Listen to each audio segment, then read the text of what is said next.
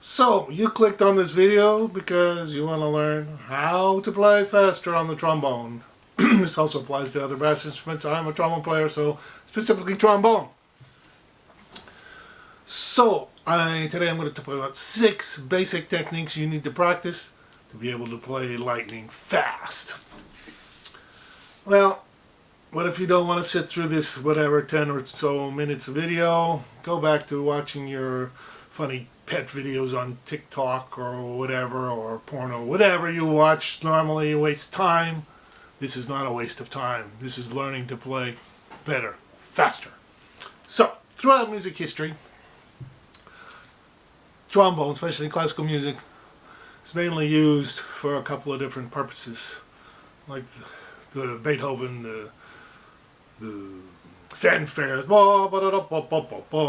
or in Mozart started using trombone. Most people don't realize Mozart composed for trombone, but he composed in his comic operas. Comic as a sound effects and funny stuff.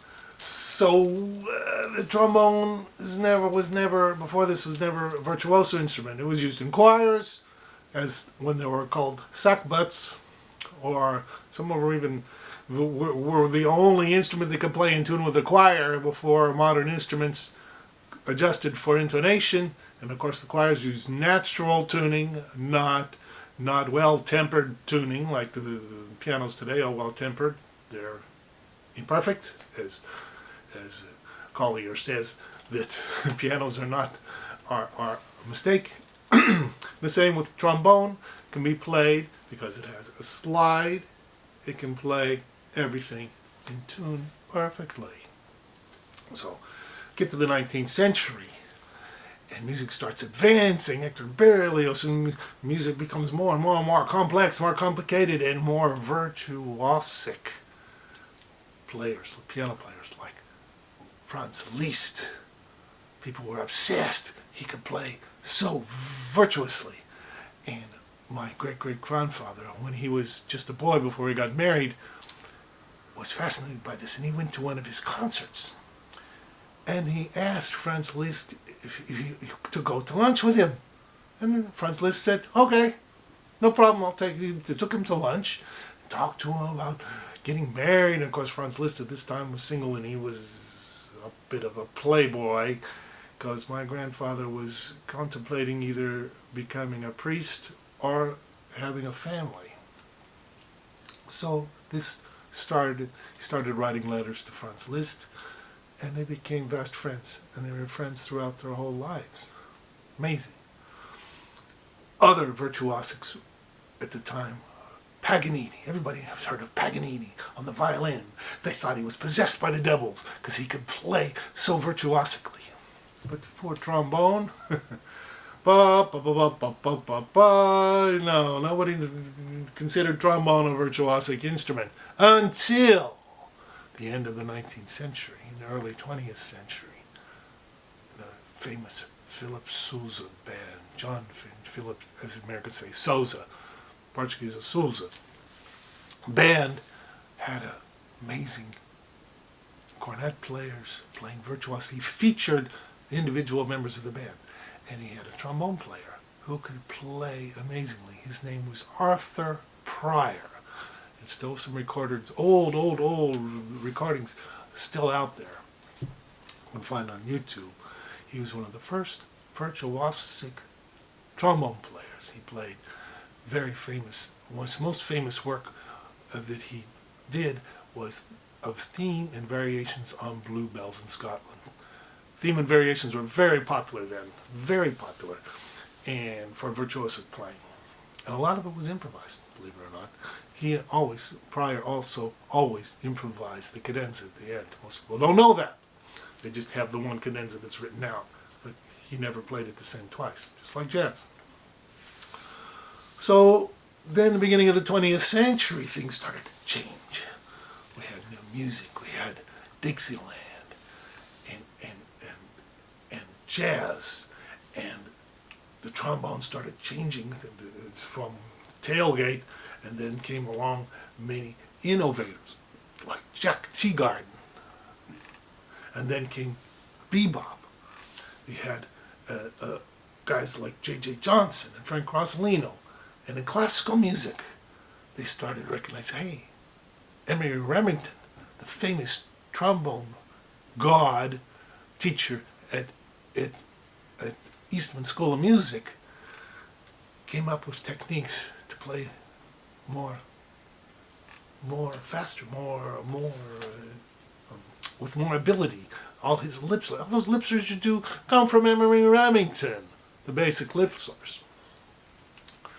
My trombone teacher in college was a student of Emory Remington, so I'm a second generation Emory Remington. That's why I do this. Now, if you want to learn to play faster, I need you to do one thing first, because I can't cover everything in one video. So I'm going to have more videos. So please like, subscribe, and ring the bell icon, because I will post more videos, specifically some shorts or whatever, in shorter videos on individual techniques. These 6 techniques I'm going to show you that you need to practice to become a better, faster trombone player. So, on with the video. Number 1, what I just talked about, Emory Remington, lip slurs. If you don't do lip slurs, you're never going to, if you can't play lip slurs, you're never going to be able to play fast on trombones. And I'm not talking just the basic. I have a bunch of videos on how to play these faster and more fluidity.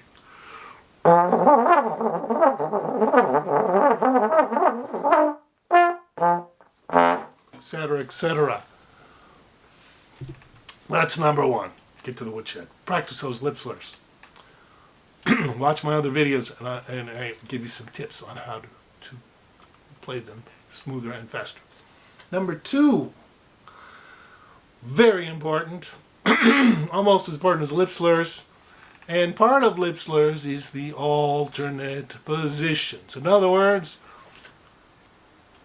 the basic notes can be played, many notes can be played in different positions on the trombone.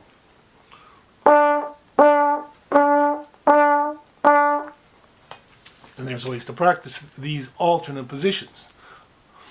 Of course, you're going to use them in your lip slurs. When you start doing more higher lip slurs, you're going to use notes in those especially in the outer positions. They're alternate notes, positions. Normally they're played in first, or second, or third, and then they can also be played in other positions. Another great way to practice, as I just showed you, is practice first in the most upper position, and then match it in the alternate positions. Try and make it sound the same.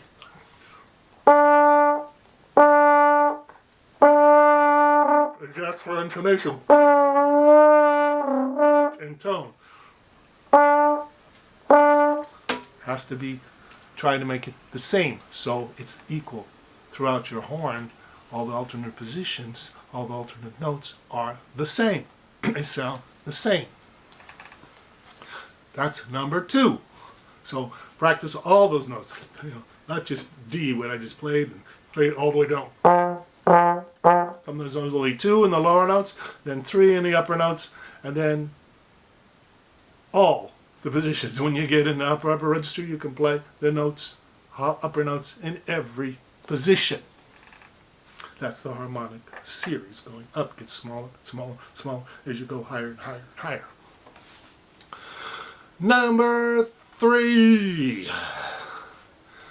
Now this technique, I play some guitar, and some other trombone teachers have talked about this technique. It's called fretting. It comes from playing guitar or different positions, like on violin. I've studied violin, cello, bass. You have different positions.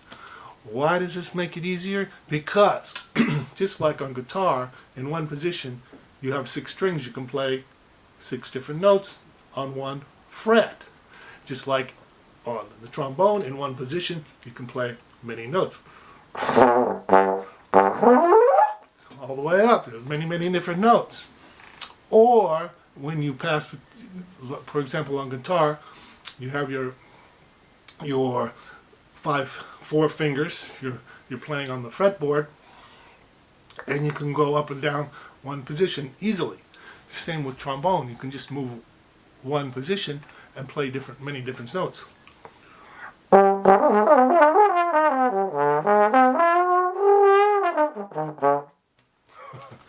That's a little atonal, but yes, you can play many different patterns, and especially what works well is pentatonic scales. Listen to Conrad Herwig and Mr. Pentatonic. They lay very well in just one or two positions, so you can play much quicker, much faster. So and also you can play a lick in one position, then you move up. You can move up a half step very easily. You can transpose up or a step, or down a step or half step very easily using frets, just like on guitar. When you play, if you study guitar and scales, you play your scale, and you move up a fretted in a different key, up and up the fretboard, just like trombone. Same thing. Now, another, and especially more modern avant-garde trombone, they talk always about the playing against the grain. Okay, atonal. No, it's not just in modern music. It's also used very much in just standard jazz, and you can even use it in classical music. When you do a turn or a trill in classical music, you're playing against the grain. What does that mean? It means instead of going with the slide lower, when you play out, when it's lower to higher to lower, you're going, say when you're going out, you're going up and down the slide. You're playing higher, and you're going in the opposite way. So that's how you go across the partials. Of course, you have to have good lip slurs to play trills, and you can go up very quickly. That's against the grain playing. That was 4. 5. Another thing, really important, especially I was just listening to J.J. Johnson and started doing this a lot. It's called multiple tonguing. Because if you just do single tonguing, so Arthur Pryor started doing this with, and that's the R band. Get your R band book out, practice your multiple tonguing. Nowadays, in jazz especially, there's more than one type with hard, like classical, and that's the original. And then there's a soft double tongue Bill Watrous did early on, and other players of his generation.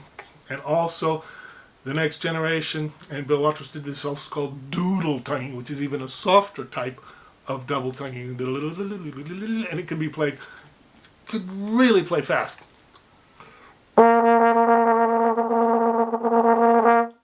Very fast doodle tonguing. And I have videos on tonguing about how to play different registers using tonguing. How to play faster with tonguing. Watch my other videos. I could list all the videos. We have to list like 20 different videos because I have whole lessons. Okay, that was 5. Number 6, the last one. This is the one that's probably the hardest to conceptualize, because you're always taught when you're beginning you have to play certain notes in certain positions. Ba ba ba ba ba ba ba ba ba. The theory behind this playing is the theory is physics, because an object in the motion has a tendency to continue in motion.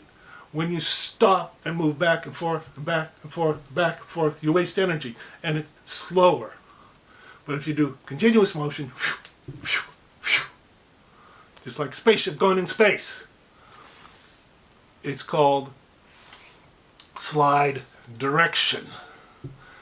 And when you start combining the lip slurs, the playing against the grain, and playing alternate positions, you start getting patterns. Especially in music, isn't just note for note.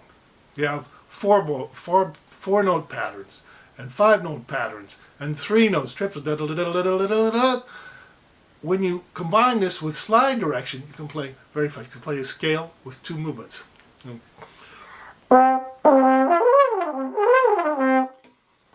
See, scale, extreme viable video, me playing the C scale incredibly fast, because I don't have to play each note. I have to go da da da da da da da da. You can only go so fast going back and forth. When you go just 2 directions, one direction up, one direction up, going against grain.